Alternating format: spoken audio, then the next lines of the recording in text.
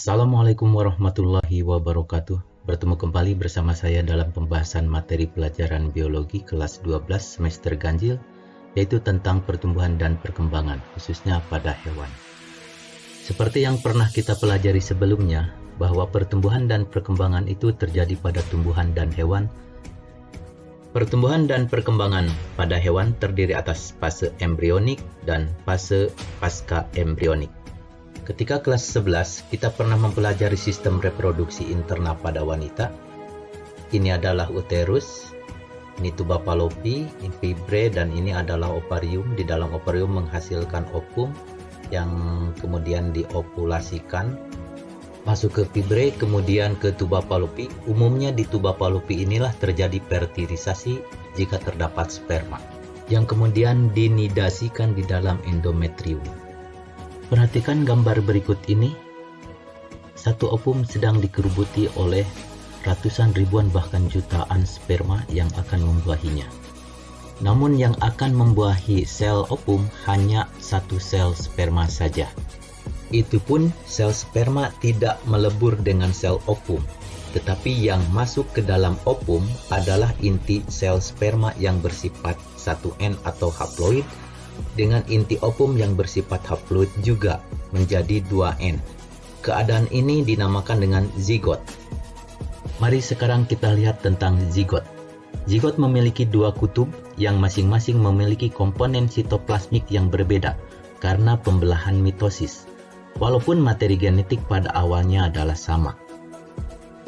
Zigot akan membelah secara eksponensial melalui pembelahan mitosis yang asalnya 1, kemudian dia membelah menjadi 2, kemudian dia membelah menjadi 4, kemudian dia membelah menjadi 8, 32, dan seterusnya.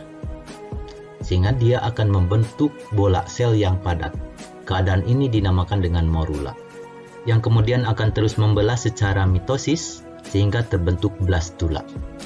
Blastula ini jika dibelah, di dalamnya terdapat rongga. Rongga inilah yang dinamakan dengan rongga blastosul dan berisi cairan blastosul. Yang selanjutnya, blastula mengalami migrasi sel pada salah satu sisi sel-sel yang ada di depannya, sehingga blastosul menjadi terseret dan menghilang. Terbentuklah dua lapisan sel embrio, yaitu lapisan ektoderm dan endoderm. Selain itu, terbentuk pula rongga yang dinamakan dengan arkenteron. Arkenteron ini merupakan calon saluran pencernaan makanan, yaitu usus. Sedangkan bagian yang terbuka yang menuju ke arkenteron disebut dengan blastofor yang akan berkembang menjadi anus. Jika hewan tersebut termasuk hewan triploblastik, maka akan terbentuk 3 lapisan embrio, yaitu ektoderm, mesoderm, dan endoderm. Ektoderm akan berkembang menjadi sistem saraf, sistem indera, kulit, rambut, dan email gigi. Sedangkan mesoderm akan berkembang menjadi rangka, otot rangka, organ reproduksi, organ ekskresi, organ jantung, dan pembuluh darah. Adapun endoderm akan berkembang menjadi kelenjar endokrin, organ pernapasan, organ pencernaan, hati, dan pankreas. Selama fase embrio, mulai dari zigot, morula, blastula, dan gastrula, terjadi di dalam tuba fallopi dan dinidasikan di dalam endometrium pada tahap gastrula. Selanjutnya akan tumbuh dan berkembang sehingga mengalami morfogenesis, diferensiasi, dan spesialisasi jaringan serta imbas embrionik. Imbas embrionik merupakan tumbuh dan berkembangnya sel-sel embrio karena adanya pengaruh sel-sel tetangganya, selain dari pengaruh genetik dan komponen sitoplasmik. Misalnya ini, ada 2 buah embrio. Bagian untuk pembentukan kepala pada salah satu embrio dipindahkan ke dalam embrio lainnya di sekitar daerah pembentukan perut. Maka hasilnya akan terbentuk kepala pada bagian perut tersebut, sehingga embrio tersebut memiliki 2 kepala. Contoh lain imbas embrionik yaitu pada proses pembentukan mata seperti pada gambar berikut. Selanjutnya, embrio akan mengalami organogenesis yang merupakan proses pembentukan organ yang rumit dan kompleks. Dalam fase ini terjadi pembelahan sel, pertumbuhan, morfogenesis imbas embrionik, dan kematian sel-sel secara sistematis. Misalnya pada pembentukan jari-jari tangan. Pada awalnya, telapak tangan dan jari tangan merupakan struktur seperti dayung. Tetapi karena terjadi kematian sel secara sistematis pada jaringan antar jari, maka jari-jari tangan menjadi terpisah. Pada organogenesis ini juga terjadi pembentukan hati, jantung, kemudian mata, otak, kaki yang masih berbentuk dayung, dan juga organ-organ yang lainnya. Akhir dari organogenesis adalah terbentuknya organ-organ yang utuh, sehingga membentuk miniatur organisme tersebut.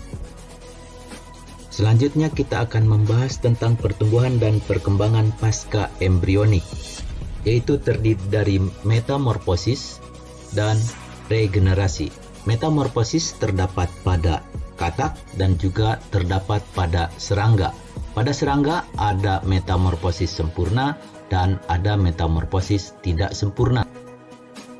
Metamorfosis pada katak dimulai dari telur menjadi berudu, kemudian berudu menjadi berudu berkaki dua, menunjukkan adanya tumbuh dan berkembang pasca embrionik.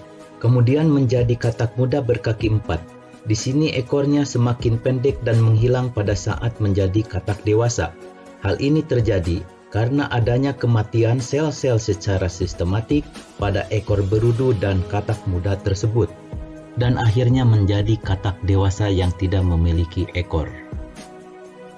Metamorfosis sempurna yang terjadi pada serangga, misalnya pada kupu-kupu, yang dimulai dari telur, larva, kemudian pupa, dan pupa ini merupakan ciri khas pada metamorfosis sempurna.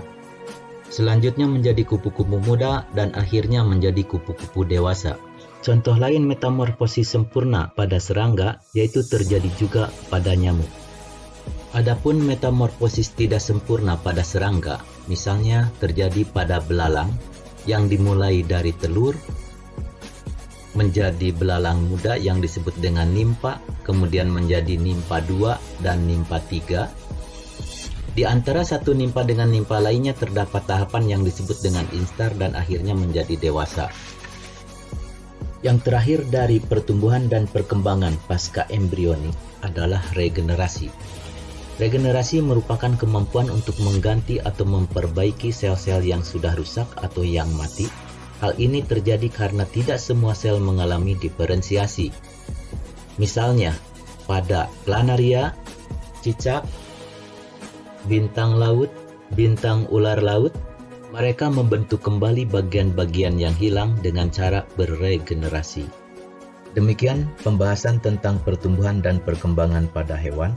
Sekarang kita bahas contoh soalnya.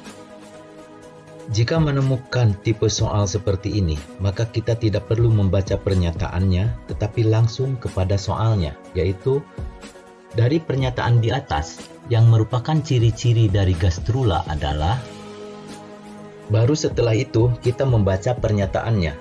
Nomor 1, terdiri dari satu sel yang diploid, ini ciri zigot. Nomor 2, terjadi migrasi benar. Nomor 3, merupakan kumpulan sel seperti bola sel yang padat, merupakan ciri morula. 4, terdapat rongga arkenteron benar. 5, memiliki rongga blastosul, ini ciri blastula. 6, memiliki lapisan embrio, ini benar. Jadi, jika ada jawaban yang mengandung nomor 1 dan 3, merupakan jawaban yang salah. Jawaban yang paling tepat adalah D. Demikian pembahasan kita kali ini. Terima kasih banyak atas perhatiannya. Tetaplah berbagi, semoga ilmu kita tetap lestari. Billahi taufik wal hidayah. Wassalamualaikum warahmatullahi wabarakatuh.